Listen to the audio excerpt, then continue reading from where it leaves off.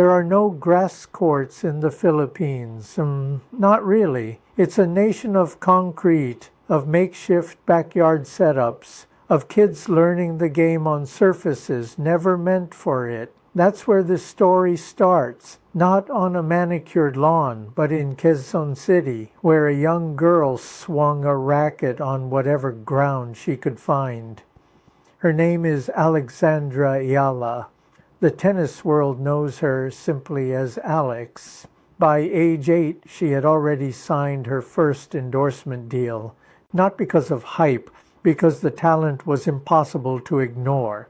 She trained young, she trained hard, and she left home as a teenager to join the Rafa Nadal Academy in Mallorca, Spain, chasing a dream that almost no one from her country had chased before her.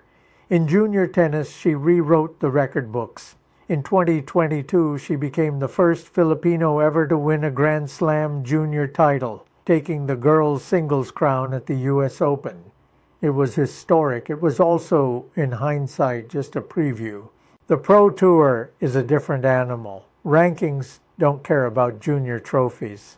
For years, Eala ground through the lower levels of the sport. ITF events, qualifying rounds, the unglamorous circuit where careers are actually built. By early 2025, she was ranked 140th in the world. Respectable, unremarkable. The kind of ranking that gets you a wild card into a big tournament and not much else. That wild card changed everything. At the 2025 Miami Open, Eala walked in as an afterthought and walked out as a phenomenon. She beat Grand Slam champions. She beat players ranked over 100 spots above her. She became the first Filipina in history to reach a WTA 1000 semifinal, one of the biggest stages the sport has outside the four majors. Along the way, she faced Iga Swiatek, then the world number 2, in a moment layered with symbolism.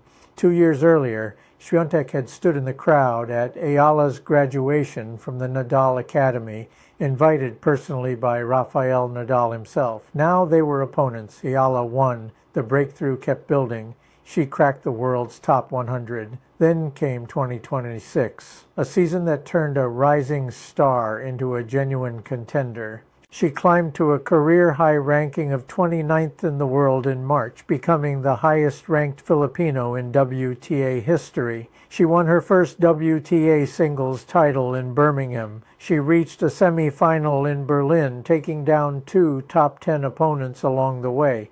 And then came Wimbledon. Grass had never been friendly to Filipino tennis. No player from the country, man or woman, had ever reached the second week of a Grand Slam. Eala didn't just reach it. She stormed there, beating Swiatek again, this time in a third-round battle on center court itself, the most famous court in the sport. She fell in the 4th round, fighting to the final set against a top opponent, but the record had already been broken.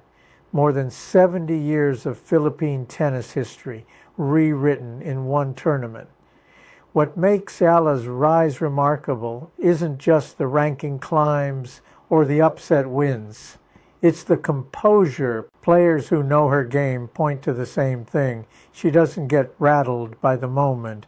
Ask her about the pressure of playing the world's best, and she'll tell you it comes down to the smallest details, sticking to the game plan, controlling what can be controlled, letting everything else go. She has said she doesn't want young girls in the Philippines to dream of becoming the next Alex Eala. She wants them to become the first version of themselves. That's the arc. A kid from a country with no grass courts, training on concrete, chasing a sport that had never produced anyone like her.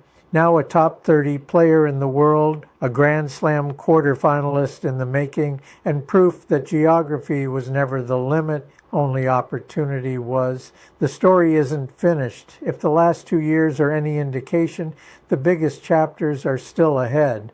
End of script. App.